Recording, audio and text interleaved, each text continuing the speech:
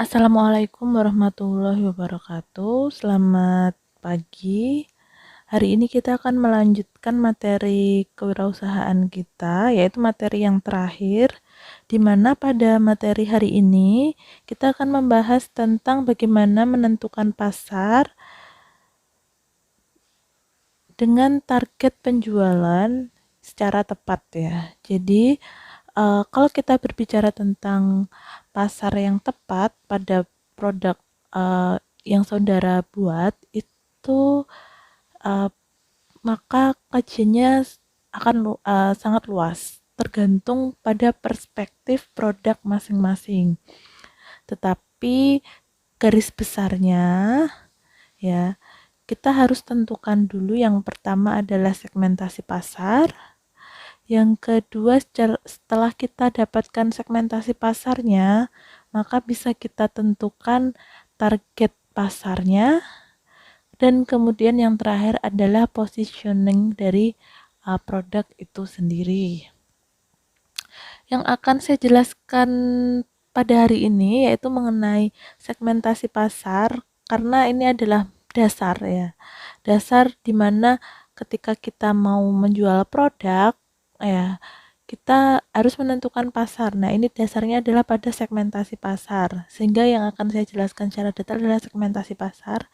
Kemudian nanti targeting dan positioning itu ditentukan oleh berdasarkan case pada produk masing-masing. Yaitu untuk outline-nya, segmentasi pasar sendiri yaitu pengertian, jenis dari segmentasi pasar, ciri-ciri segmentasi pasar yang efektif, dan cara menentukan segmentasi pasar.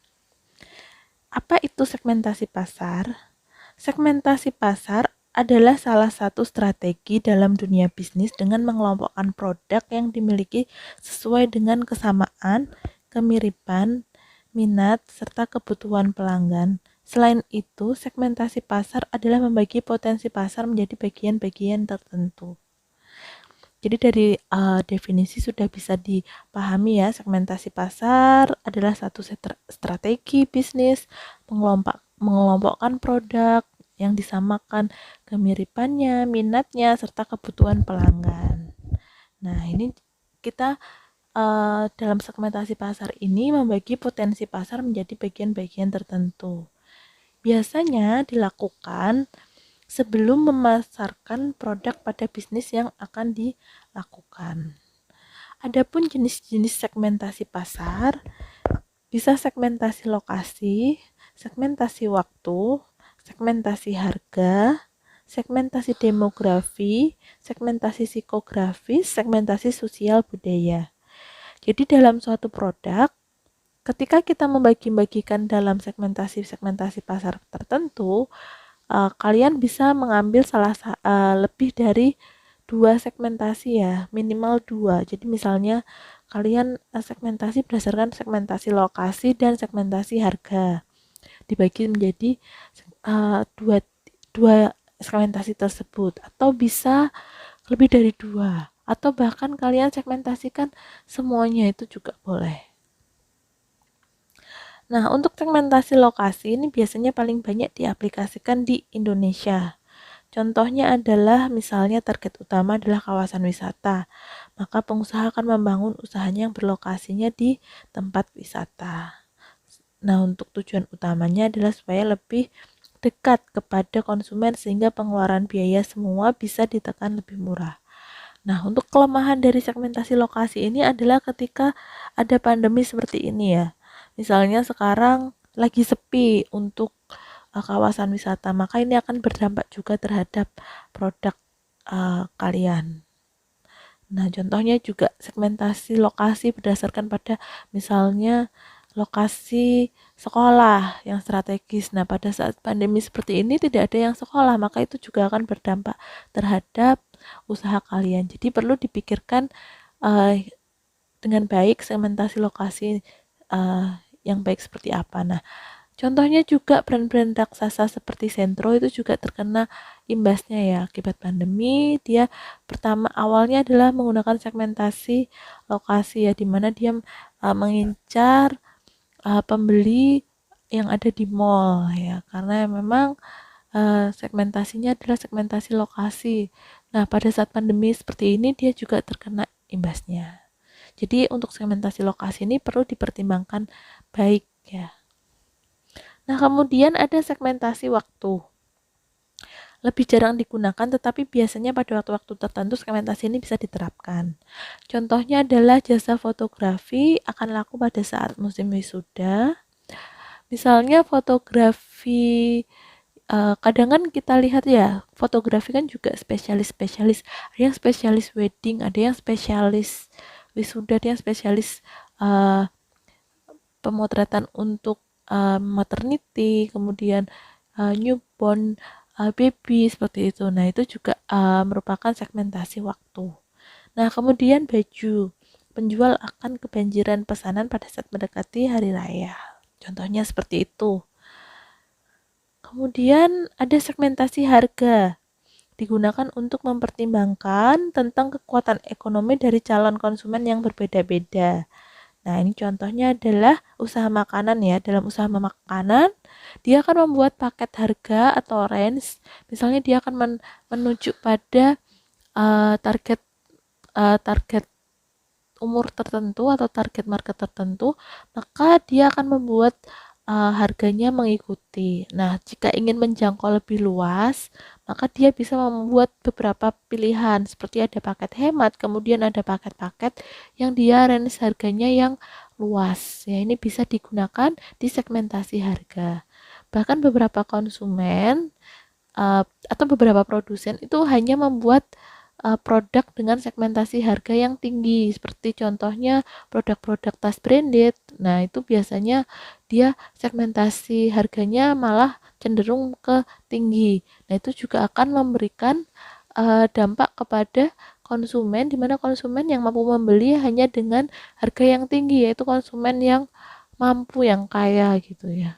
Nah, ini juga sudah dipikirkan matang-matang kenapa dia membuat tas branded dan lain-lain. Nah, kemudian ada segmentasi demografis. Ini berdasarkan pada jenis kelamin, usia, dan penghasilan. Contohnya pada usaha pakaian. Kan ada ya usaha pakaian itu spesialis pakaian wanita, spesialis pakaian pria, usaha hijab. Nah, itu kan juga berdasarkan pada segmentasi demografis. Nah, ini bisa dicontohkan misalnya usaha kalian adalah usaha pakaian. Pada usaha pakaian itu kita bisa menggunakan berbagai macam segmentasi seperti tadi contohnya adalah segmentasi waktu, segmentasi demografis, kemudian segmentasi harga. Nah, itu bisa masuk ya. Nah, tinggal kalian deskripsikan dari masing-masing segmentasi tersebut. Nah, kemudian ada segmentasi psikografis, meliputi perilaku konsumen dalam respon tren dan stimulasi produk. Jadi, dari segmentasi psikografis ini dia sulit ditentukan ya, karena biasanya memiliki anomali yang cukup besar. Nah, biasanya ini lebih kepada arah ke deskriptif untuk psikografis. Kemudian ada segmentasi sosial budaya. Ini dia memperhatikan variabel pola sosial dan budaya konsumen. Nah, ini bisa data yang dianalisis. Ini berupa kelas sosial, suku, norma masyarakat dalam lingkup pasar, dan daur hidup komunitas. Nah, bagaimana sih segmentasi pasar yang efektif? Adapun ciri-ciri segmentasi pasar yang efektif, yang pertama dia harus terukur. Terukur tingkatan atau level tertentu. Nah, semua hasil penelitian analisis data juga harus dibuktikan dengan data yang terukur dan akurat. Kemudian terjangkau. Segmentasi yang efektif adalah menghilangkan dinding antara produk dengan konsumen. Jadi produk tersebut secara jelas dapat dijangkau oleh konsumen. Nah, kemudian berpengaruh. Proses segmentasi juga harus mempengaruhi bisnis, misalnya memberikan keuntungan dan juga berpengaruh terhadap perubahan proses.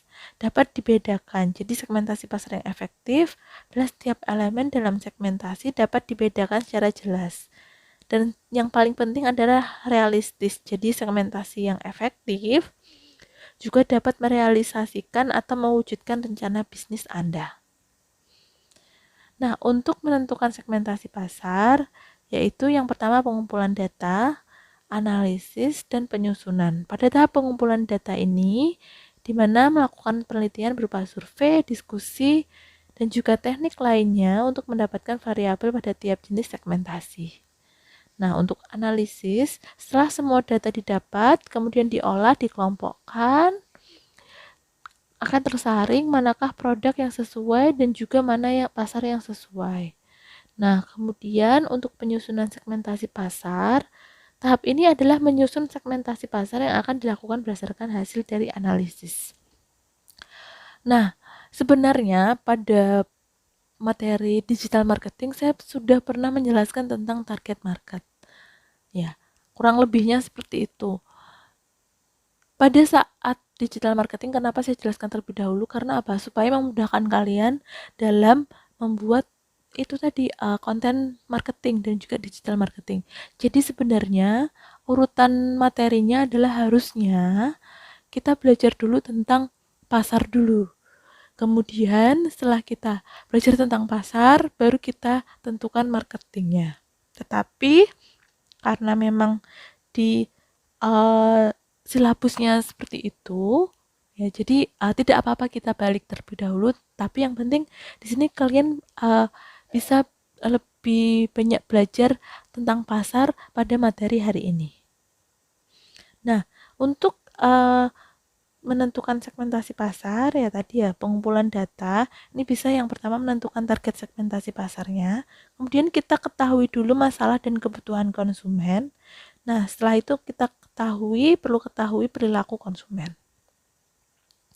Nah, target segmentasi pasar ini tergantung pada kebutuhan usaha yang dilakukan. Secara garis besar harus memperhatikan kepada konsumen yang baru atau fokus konsumen atau konsumen supporter. Ya, ini segmentasi yang saya jelaskan tadi itu sebelumnya ya itu harus merujuk jadi itu konsumen-konsumen tersebut kita harus perhatikan ya konsumen-konsumen yang kita bidik ya itu harus merujuk pada jenis segmentasi yang sebelumnya sudah kita buat ya atau kita sudah survei terlebih dahulu. Nah, kemudian kita ketahui masalah dan kebutuhan konsumen. Jadi kita harus cari tahu semua kebutuhan calon konsumen merujuk pada segmentasi yang sudah dibuat, yang sudah ditetapkan tadi. Lalu menyesuaikan produk yang akan dijual merupakan salah satu cara pengumpulan data untuk menentukan segmentasi pasar. Untuk mendapatkan informasi bisa dengan cara bermacam-macam ya, bertanya langsung atau dengan melakukan serangkaian tes produk atau kuesioner. Setelah mengetahui masalah konsumen, maka dilakukan klasifikasi keinginan, kebutuhan, dan juga masalah konsumen. Berguna untuk apa? Untuk acuan dalam membuat roadmap strategi bisnis dan juga evaluasi produk.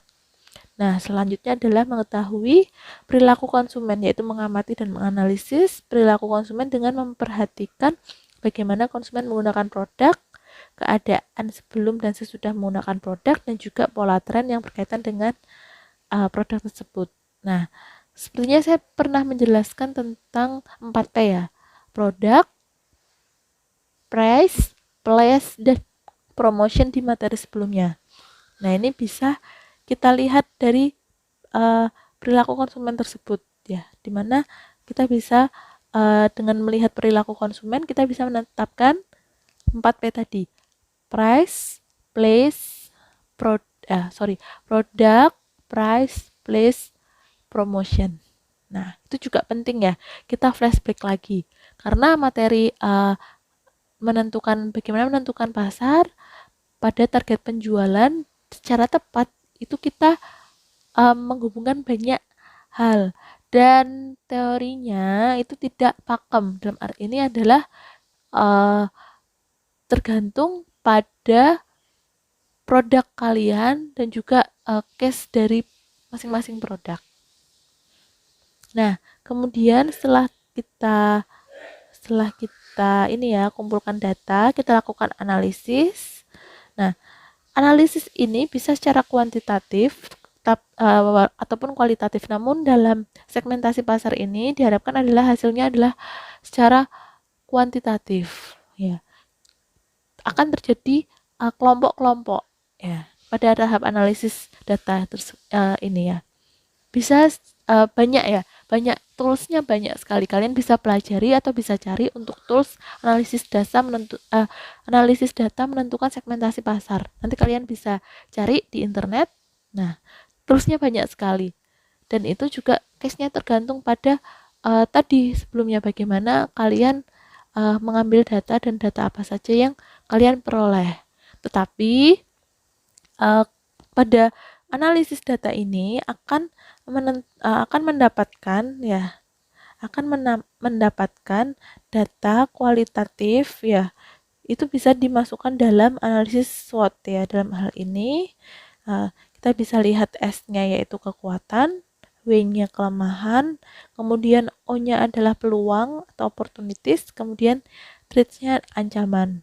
Nah, ini bisa kita cari dari hasil tadi ya, hasil survei tadi, hasil pengambilan data, kemudian dianalisis, kemudian akan muncul analisis SWOT.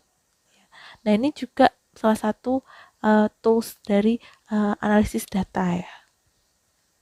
Nah, kemudian dilakukan penyusunan segmentasi pasar sehingga akan terjadi pembentukan kelompok yang diklasifikasikan ke beberapa kelompok terhadap sikap, perilaku, demografi, pola media, dan psikologi. Nah, ini contoh dari segmentasi pasar, di mana contohnya adalah segmentasi pasar Honda Beat ya. Nah, kita tahu bahwa brand Honda ini baru saja mengeluarkan produk skuter otomatis yang dilengkapi dengan berbagai fitur canggih. Nah, secara demografi, maka motor Honda Beat ini akan menargetkan segmen pasar untuk kalangan pelajar dan mahasiswa. Nah, untuk secara psikologi, motor Honda Beat ini ditujukan untuk mereka yang menginginkan kenyamanan, praktis, dan juga bergaya saat berkendara. Nah, untuk secara geografis, motor Honda Beat ini memiliki segmen yaitu 110 cc, di mana memiliki konsentrasi pemasaran di kota-kota besar yang ada di Indonesia. Nah, jadi ini ya, ini juga awalnya pasti produsen Honda Beat ini menentukan dulu ya segmentasi pasarnya, baru dia membuat produk seperti itu.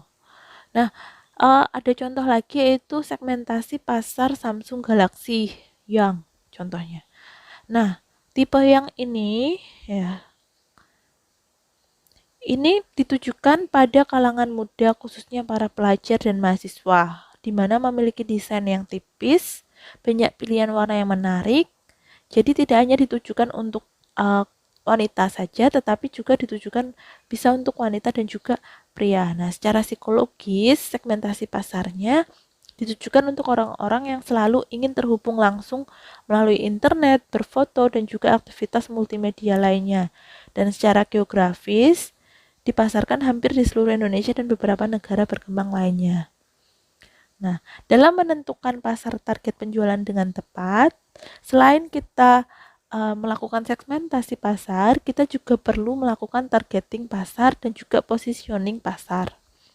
Nah, untuk targeting pasar, yaitu dengan cara membidik target pasar yang telah kita pilih dalam analisis segmentasi pasar, kemudian serangkaian program pemasaran harus pas dengan karakteristik pasar sasaran yang hendak dituju. Contohnya adalah pada produk tas mewah seperti Gucci, ya, LV, kemudian Guess. Nah, itu selalu membuka gerainya di mall kelas atas seperti Plaza Senayan dan Pacific Place daripada di mall Jatinegara. Nah, ini salah satu proses targeting pasar. Jadi bisa dibedakan ya antara segmentasi pasar dengan targeting pasar. Nah, kemudian setelah kita lakukan targeting pasar, kita lakukan positioning pasar, di mana di positioning pasar ini kita ciptakan keunikan posisi produk dalam persepsi konsumen potensial yang akan dibidik. Contohnya, di mana Asia selalu mempromosikan bahwa Asia menjadi produk rakyat yang murah dan ada di mana saja. Nah, ini kita sudah ada di persepsi konsumen ya, produk Asia. Kemudian seperti tas branded tadi, maka sudah ada di persepsi konsumen, di mana tas branded itu adalah dia privilege-nya mahal, kemudian yang pakai orang kaya. Jadi setiap orang yang pakai itu dia mempunyai prestis tertentu. Nah, itu juga di mana dalam menentukan pasar ya, target penjualan dengan tepat, kita harus melakukan positioning pasar juga terhadap produk kita. Nah, itu saja kira-kira yang bisa saya sampaikan terhadap uh, bagaimana menentukan pasar target penjualan dengan tepat ya. Nanti lebih kepada studi kasus produk kalian. Nah, di sini saya akan menjelaskan sedikit ya studi kasus produk. Kalian bisa browsing di internet ya. Produk Krating Daeng. Nah, sebentar. Saya akan berikan contoh penerapan ya, di mana kita menentukan pasar pada target penjualan secara tepat, yaitu pada produk Krating Daeng. Nah, dalam ilmu marketing kan kita sudah tadi ya sudah jelaskan tentang STP, segmentasi, targeting dan juga positioning ya. Nanti kalian bisa baca sendiri. Nah, setelah ada segmentasi atau pemetaan, kemudian ada targeting, kemudian kita lakukan positioning. Nah, dalam rangkaian ini tidak terlepas dengan identifikasi nilai-nilai konsumen seperti yang saya jelaskan tadi, yaitu 4P, product, price, place, promotion. Sebelumnya saya juga pernah menjelaskan ya. Nah, pada produk rating ini ya, ini nanti kalian bisa baca sendiri. Saya akan sharekan nanti ininya di mana distributor tunggal produk Krating Daeng yaitu UC 1000, kemudian lebih dikenal sebagai produk minuman energi dan kesehatan yang berada di pasaran Indonesia. Nah, segmentasinya, demografi penjualan produk Krating Daeng ditujukan pada penduduk di negara maju maupun berkembang, mulai memberikan perhatian lebih terhadap minuman suplemen guna meningkatkan daya tahan. Nah, tidak menetapkan wilayah sasaran geografis, dapat melayani semua segmen pasar.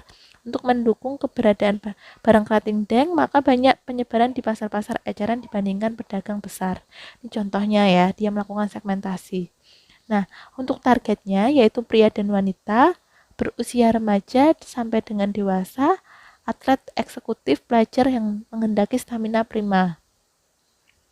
Banyak bertempat tinggal di daerah urban dan suburban, berpola pikir dinamis dan energik, lalu merambah ke pasar anak muda sebagai selingan lifestyle anak muda masa kini. Ya, jadi tergantung pada produk kalian ya, nanti kalian bisa tentukan sendiri. Nah, berani menembus semua segmen pasar dari mulai aktivitas olahraga, fun bike, basket, bulu tangkis, sponsor olahraga, dan lain-lain. Nah, untuk positioningnya, maka Krating Daeng memberikan manfaat untuk menambah vitalitas.